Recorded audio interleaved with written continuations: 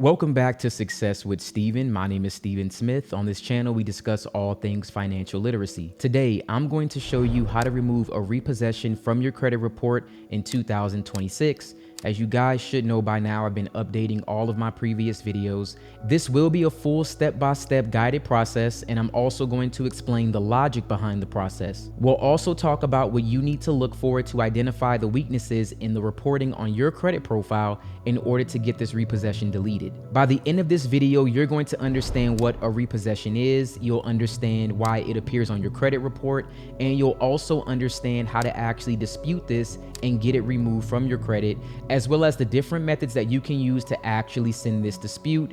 As I said, I've been updating all of my videos because lately everyone's been asking me about the CFPB.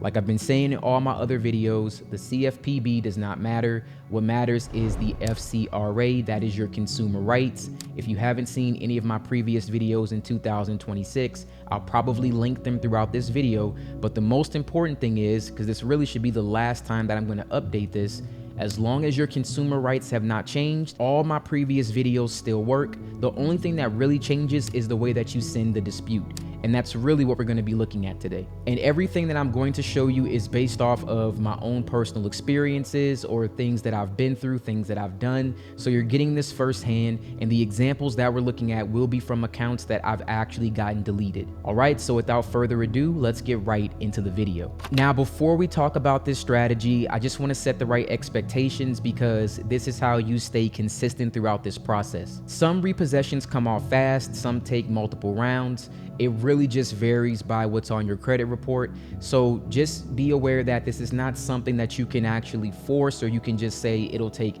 X amount of time. We have no idea how long this will actually take. What I can say is if you follow this process, you will be in a much better position to get this account deleted off of your credit report. Now, a repossession happens when a lender takes back collateral because the person who borrowed that collateral, they defaulted on the agreement. And collateral is the asset that secures the loan. Now, most people will associate repossessions with cars because most commonly that's usually the asset or the collateral that most people have. But a repossession is not limited to a vehicle. It can be any secured loan that involves some sort of collateral. So think about it like this. When you finance a vehicle, you do not truly control the vehicle itself. You don't actually own it. You're driving it, you're responsible for it, and you're in possession of it, but the lender, they hold a security interest into that particular asset. And that security interest is what gives them the right to take it back if the agreement is not met. So when you hear people say things like the bank owns the car, that's not exactly how the law would phrase it, but the concept is simple. The lender has a lien, and that lien gives that lender legal mechanisms to repossess that car, sell it, and then apply the proceeds back to balances that are owed. That's why the title situation works the way that it works. Depending on your state, the lien is recorded on the title, and the lender's interest is protected until the loan is satisfied. And when that loan is paid in full, the lien is released. So next, let's talk about the difference between a repossession and a charge-off. Now, a charge-off is an accounting term that simply means the account has been removed from the company's books because no payment has been made in 120 days to 180 days, depending on the type of account. So basically, when you're looking at an auto loan, in most auto loan instances, after 120 days, they can actually charge off that account. Now, when that happens, they now have the legal right to then take that vehicle back. Now, this can occur with furniture, it can occur with jewelry, it can occur with other personal property that was pledged to some sort of secured loan. All of this stuff can be repossessed as long as the lender follows the state law. Now, the one main thing about a charge-off when it comes to a credit card and a charge-off when it comes to, let's say, items that are backed by collateral that can be repossessed, the Federal Reserve requires that a lender charges off a credit card debt within 180 days. After 6 months of a credit card being late, legally it has to be charged off. Whereas a car loan or some sort of item, again backed by collateral that can be repossessed, it must be charged off within 120 days of being late. So if you do not make a car payment for 4 months consecutively, you don't do anything at all, then more than likely that car will be charged off. Now, here is a question that I always get, and I just want to make sure that this is understood. Can a car loan be charged off without a repossession?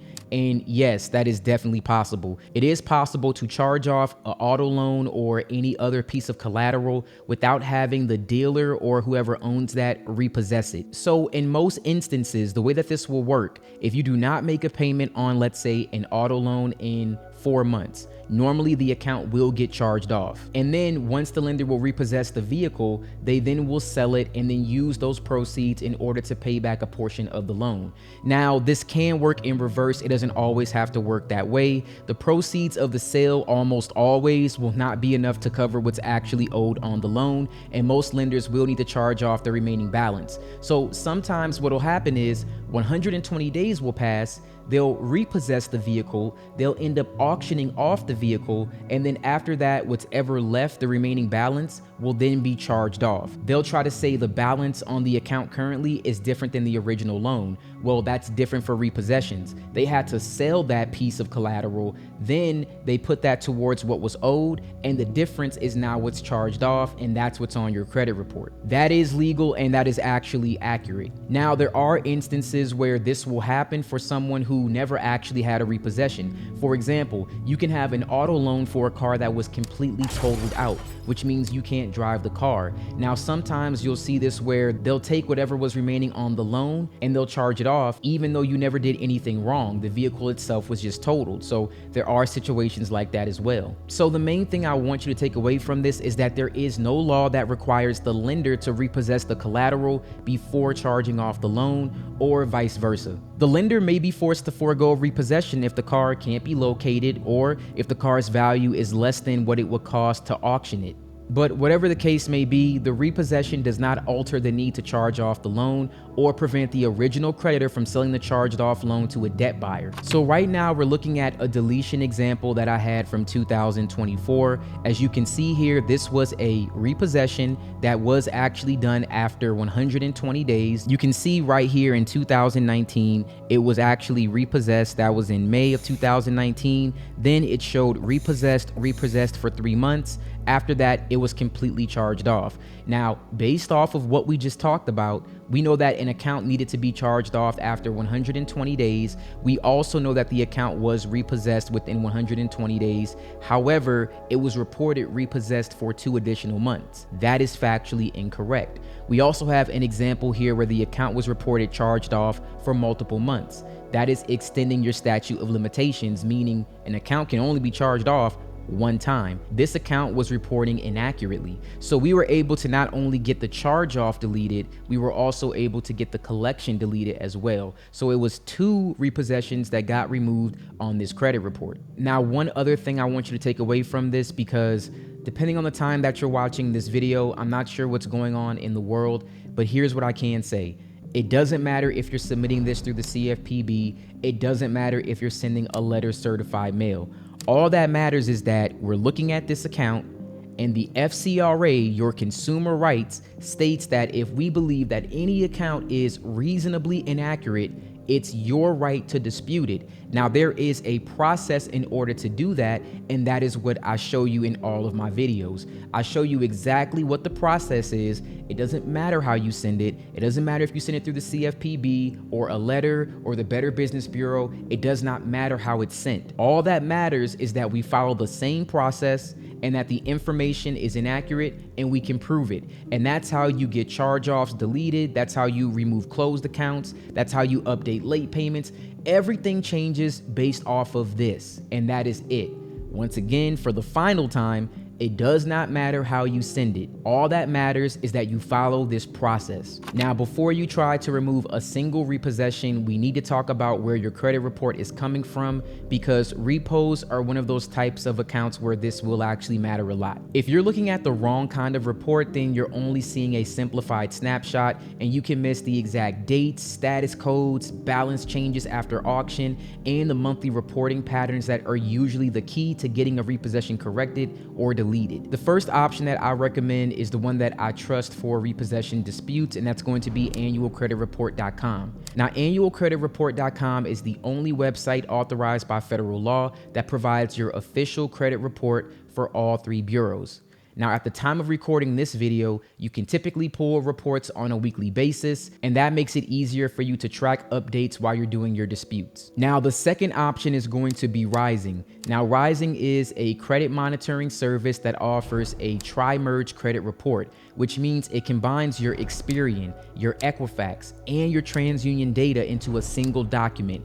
That's the reason why this can be especially helpful for repossessions and removing everything because of organization and speed. Instead of you having to flip between 3 separate reports, you can quickly select which bureau is reporting the repossession and whether that data actually does match across bureaus. And if the balances are inconsistent after, like, let's say a vehicle sale, or one bureau is showing the accounts charged off while the other one's only showing a repossession or simply closed. All of that is easier to notice when all reports are lined up side by side. Those kinds of differences are not just nice to notice, they're often the exact inaccuracies that you need to use for your factual dispute. Rising will also provide real-time dispute updates. They also have a dispute hub where you can generate letters, and in the future, I believe there will be the option to actually send your disputes through the Rising website or the Rising app. You also can do things like report trade lines through Rising that can actually boost your credit score. So not only are you trying to clean up your credit, you can also build some positive payment history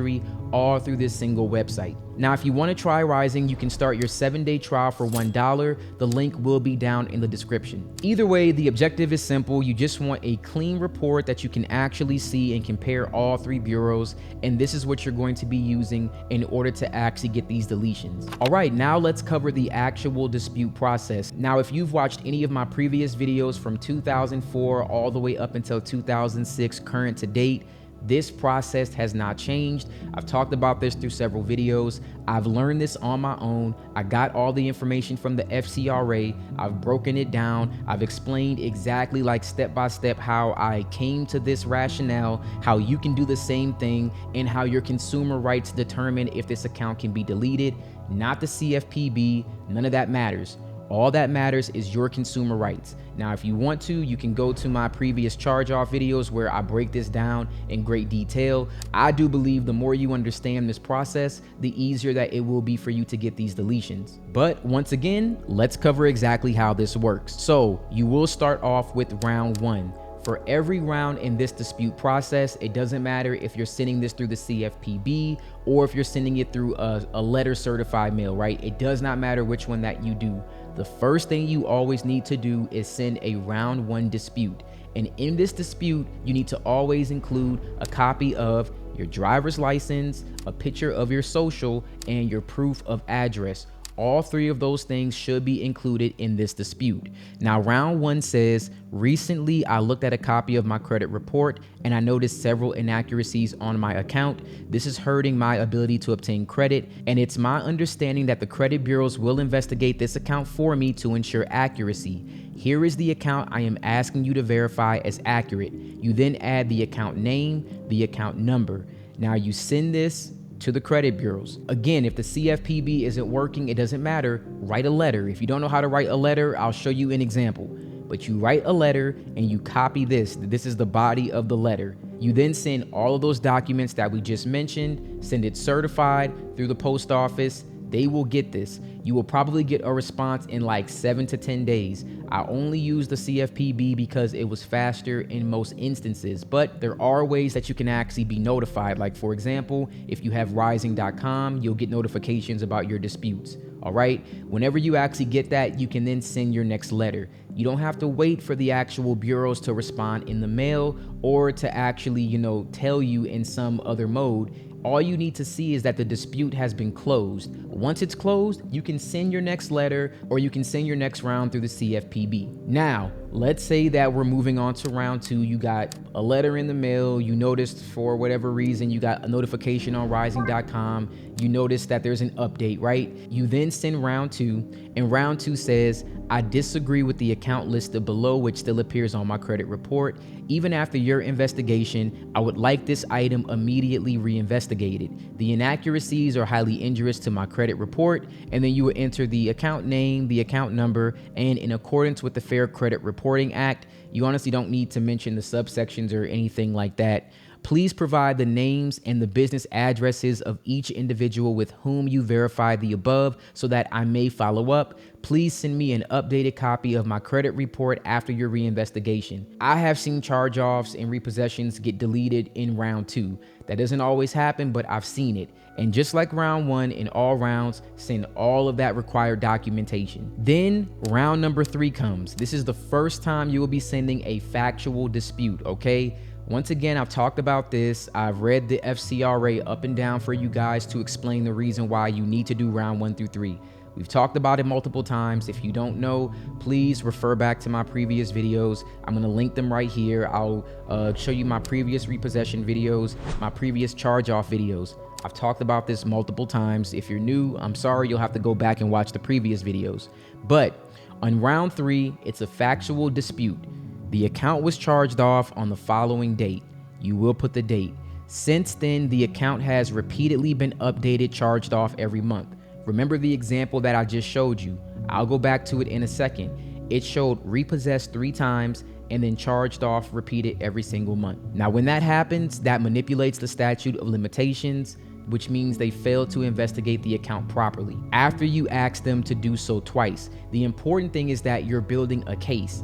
I asked you to do something twice and using words like neglect or negligent or violated my rights. Things like that, those are the things that warrant a deletion because those things would say that by law, you've done something wrong. Now, this is where you would demand a deletion and you can just copy this verbiage, but I do recommend changing it up a bit. Like you can literally take this verbiage, copy it, throw it into ChatGPT and just say, rewrite this or rephrase it. It's that simple, just to change it slightly. Now, going back to our previous example for a second, you can see exactly how that repeated charge off or it being repossessed 3 times, you can see how that's inaccurate on this credit report based on Metro 2 compliances and based on accurate reporting. This is inaccurate, and for that, it warrants a deletion. Not because you owe this balance, not because of anything like that. We're not arguing whether this account is valid. All we're arguing is that this information is not accurate. So because it's not accurate, it can be deleted. That doesn't somehow remove the obligation of this account on your credit report. It doesn't somehow absolve you from having to actually pay or being sued for this, which I have an entire video that talks about lawsuits when it comes to debt buyers and how to handle that. One about debt buyer letters and stuff like that. Go ahead and watch that video. I'll link that here as well. It's just like there's so much information that goes into credit disputes and credit repair because it's just based on consumer law. So like I said, I've talked about this extensively various times, and there's literally everything we talked about can lead to something else. So I'm trying to keep it like just on repossessions, but I have a lot of videos that cover this topic. So when you see something like this, you know exactly what you're disputing. Okay, now I know that people will ask me about, well, what happens if it doesn't get deleted after round 3? Well, you continue to dispute. That's where things like rising.com really does come in handy because again, tri-merged report shows everything that you need to see and you can look at them side by side and you can look for the next factual inaccuracy. And you only send one factual inaccuracy per round, per letter. You just keep doing that until the account gets deleted. And because again, all of my videos kind of build off of each other, which means like you have to watch some of the previous ones to also gain information about how this works. You want to make sure that you've done things like, for example, if you worked a job when you had this repossession and you're no longer at that job, you want to remove that from your credit report. You want to remove like old phone numbers. If you had an old address that was associated with this account, that's how accounts get verified because they match personal information on your credit report. You need to remove that information. Now, if you remove that information, you have factual disputes, you build a case by going through the previous rounds, you are in a better position to get a deletion. It's not a guarantee that if you do all of these things, you're guaranteed to get a deletion. I'm just saying that it puts you in a better position that it's more likely to happen. Now, if you want to see my previous video on how you submit round 1 through the CFPB, I'm just going to link that video right here. I could show you an example, but again, it really hasn't changed. Like it just hasn't changed much. If you go to the CFPB, the only thing that it says now is that in order to dispute, you have to contact the credit reporting agencies first. That is it. That is the only thing that they say. And it's a very simple process in order for you to just go there and submit it. But today, what I'm going to show you is what you do when this is sent in the form of a letter. So here's an example of what round one would look like. You would add your name, your address, your social, your date of birth, and then here you would put the address for that credit bureau, whichever one that you're disputing. So you can always take this and add TransUnion, add the PO box, add the state, and also add the city and the zip code. These are easily discoverable if you go on Google and you look for it. And then our same verbiage, dear whichever credit bureau. Recently, I looked at a copy of my credit report. Remember everything that we said from round one. Now, I just added this here, but you can always just put the account name and account number, and then you'll include, of course, your driver's license, a copy of your social, and then you'll also include your proof of address. All of that just has to be included for your round one letter. And then round two, same thing. You just copy this verbiage, you delete it, and then you just add the round two verbiage here. It's that simple. Then you send that letter certified mail. The only thing that will change with round three and beyond is that you will then send an actual printout or a screenshot or something of the actual credit report, the inaccuracy, and you can highlight it. So send that actual inaccuracy, send your actual, driver's license, a picture of that, proof of residency, all of that, your social security card, a picture of that, all that in a single letter, and then you send that certified mail. All right, that is the only thing that will change if you don't have access to the CFPB. But also, like I said, in the future on rising.com, you'll be able to actually send it through there, where you won't need to use the post office or send a letter certified or the CFPB. Now, when that happens, I will do an updated video on that particular method. All right, I want to thank you guys so much for watching this video. If you have any questions, please drop them in the comments below. I'd be more than happy to answer those for you. If you do need, again, the verbiage, then you can refer back to my previous videos. Like, we talk about this extensively in detail. If you want to see how to submit that through the CFPB, once again, I'll link that video. I'll also put it at the very end. So if you're watching this video, once it ends, you'll be able to click that one next if you want to see those steps. Also, if you want to get like a round 4 idea of what you can send, then I'm going to make another video on this when it comes to repossessions. Let me know if you would like that in the comments below, and I'll be more than happy to make that. Once again, thank you so much for watching this video, and you guys have a wonderful day.